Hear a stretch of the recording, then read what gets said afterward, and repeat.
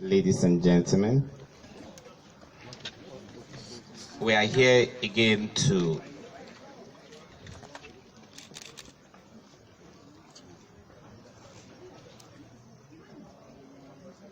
this afternoon to brief you once again in line with our vowed principle of transparency and accountability in what we do, to keep you updated on our recent operational and investigative activities, particularly operations and investigations that are being primarily carried out and powered by operatives of the IRT as well as the STS.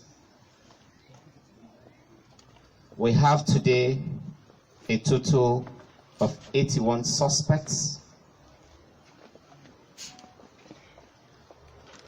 Most of the suspects here are suspects that have been indicted in our investigations and prima facie cases of murder, kidnapping, unlawful possession of weapons, and internet fraud clearly established against them.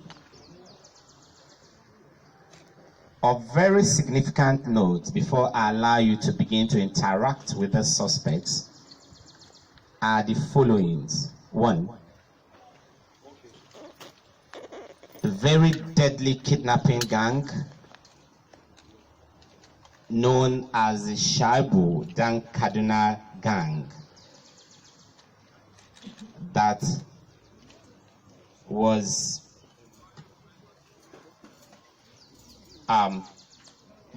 busted by our operatives. This gang are responsible, or rather were responsible before their eventual crackdown on them and before their eventual arrest, were responsible for so many terrible crimes, particularly along Kaduna axis and other states within the north central part of the country.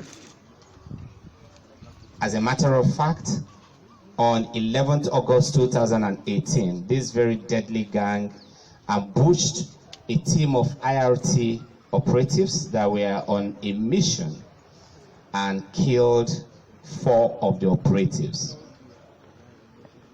But ever since then, we've not relented on our efforts, and as I speak to you today, the majority of the members of that gang have all been rounded up.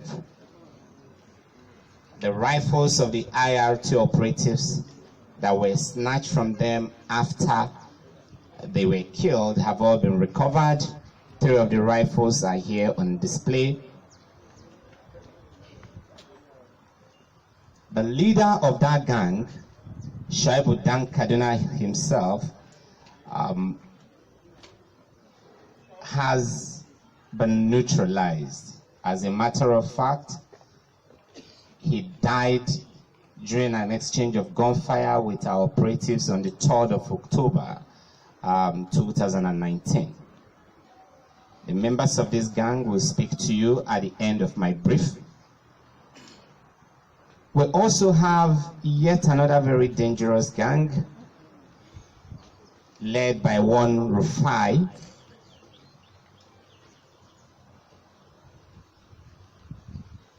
This particular gang was formed in Castina prisons. The members of this gang were all persons who have been prosecuted by the police, and some of them were serving jail sentences and were almost rounding off their sentences, while others were actually in the prison awaiting trials. Somehow they were able to get themselves together while in the prison, formed a very deadly gang, and while in the prison they hatched the plot to kidnap one Alhaji Tukuru Subairu, a wealthy businessman in Sokoto State. As soon as they were out of the prisons, they embarked on that mission, kidnapped the businessman, and collected ransoms running into several millions from him. Again, we went after them, and as I speak to you today, all the gang members have been arrested. If you look at our display table, you will see a total sum of 10.1 million naira, which is part of the ransom they collected.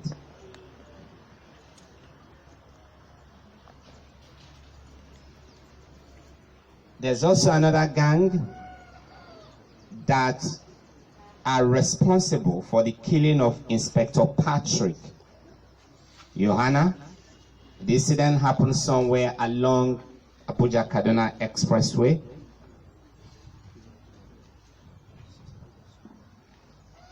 Patrick, a police inspector attached to the Special Protection Unit SPU, was gunned down by this gang on the 26th of August 2019. Again, you can't kill a police officer and sleep. You can't kill a police officer and go scot-free. We went after them, and we have the entire gang members with us. Our operatives here also extended their investigative and operational activities to Taraba State, where another kidnap gang numbering about 21 were all rounded up. That gang stands today totally decimated. They will speak to you at the end of my brief.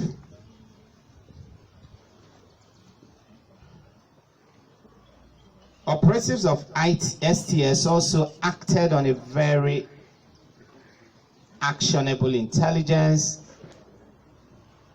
and again busted a home where 10 internet fraudsters, popularly known as Yahoo, were arrested. A look at this group shows clearly that they are all young persons. Out of the 10, one is a Ghanaian who incidentally told us that he is a secondary school student in Accra Academy, also located in Ghana. Some of these persons are graduates. As a matter of fact, one of them who we recognize as a leader of that particular group has a BSc in microbiology and an MBA in business administration. And this, for me, tells the story of the sophistication and a very creative, negatively creative nature of the internet fraudsters.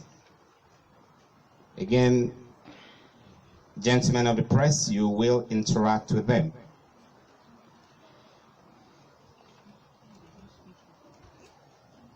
We, drawing from some of the stories we've heard, particularly the story involving the kidnap of an honorable member in Sokoto, all suspects involved also been arrested. We want again to advise Nigerians to be wary of the people they employ and the company they keep. As a matter of fact, that particular kidnap was facilitated by someone from the same community. In fact, someone that got a filial relationship with the honorable member. who monitor the honorable member, monitor his itinerary, and eventually passed all relevant pieces of information to the kidnap syndicate before they eventually were able to clinically pick up the honorable member. The import of this is we must continue to monitor the persons we employ, particularly as domestic workers. Your drivers, your cooks, your nannies, your personal assistants, you must keep an eye on them. We are also availing members of the public our platforms, particularly the platforms we've got at the various state CIDs as the various state commands of the Federation, to help members of the public to carry out detailed background checks on persons they intend to employ at domestic level. Background checks must not, you need not do background checks just as a one-off exercise. Even after your initial background check, you must constantly and consistently monitor your staff, because there could be sudden mutation in their characters. You must constantly monitor them because they might just suddenly begin to keep new friends and begins to get new influences. But it's also important that you also show them love.